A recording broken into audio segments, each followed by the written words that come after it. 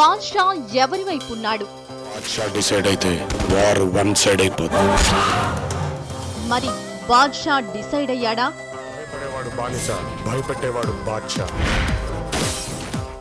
Badshah route ఎటువైపు? ఇచ్చిన మాట, చెప్పిన డేటు, వేసిన అడుగు వెనక్కి తీసుకోవడం బాద్షాకి తెలీదు. జూనియర్ ఎన్టీఆర్ చుట్టూ సరికొత్త రాజకీయం తిరుగుతోంది. ఇది జూనియర్ కు ఏ మాత్రం సంబంధం లేకుండా జరుగుతుండడమే అసలు సిసలైన ట్విస్ట్. తన ప్రమేయం లేకుండానే బాద్షా సొంత పార్టీకి టార్గెట్ అవుతున్నాడు.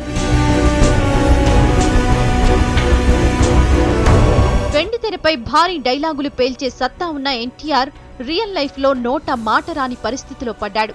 తన జీవితమంతా తెలుగుదేశానికే అంకితమంటూ సెంటిమెంట్ ను సక్సెస్ఫుల్ గా పండించి ఫుల్ అండ్ ఫైనల్ స్టేట్మెంట్ ఇచ్చిన తారక్ తాజాగా తెరపైకొచ్చిన ఫ్లెక్సీల వివాదంలో చిక్కుకొని పొలిటికల్ గా ఇరుక్కుపోతున్నాడు.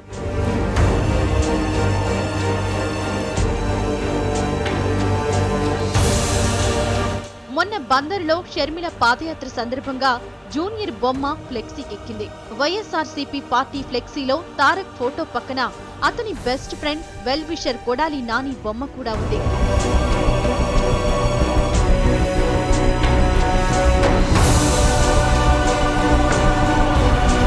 టీడీపీ చీఫ్ బాబుపై ఆ మధ్య మాటల మిస్సళ్లు ప్రయోగించిన కొడాలి నాని ఫోటోని జగన్ పార్టీ ఫ్లెక్సీలో చూసి ఎవరూ ఆశ్చర్యపోలేదు. కానీ నాని ఫోటో పక్కనే చిన్నబాబు బొమ్మ చూసి అంతా షాక్ తిన్నారు. టీడీపీ నేతలు పైకి సింగిల్ స్టేట్మెంట్ ఇవ్వకపోయినా లోలోపల నోళ్లు నొక్కుకున్నారు.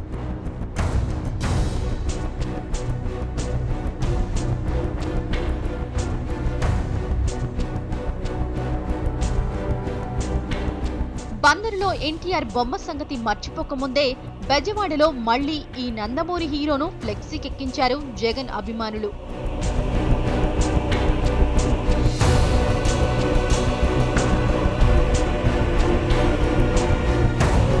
ఇవన్నీ చూసి ఎన్టీఆర్ సైలెంట్ గా ఎందుకుంటున్నాడన్న డౌట్ చాలా మందికి వస్తోంది. ఈ మధ్య ఎన్టీఆర్ కు కొన్ని చేదు అనుభవాలు ఎదురయ్యాయి. తన అనుకున్న వారే ఈ హీరో గారికి షాకుల మీద షాకులిచ్చారు. ఎన్టీఆర్ దమ్ముకు పరీక్ష పెట్టారు.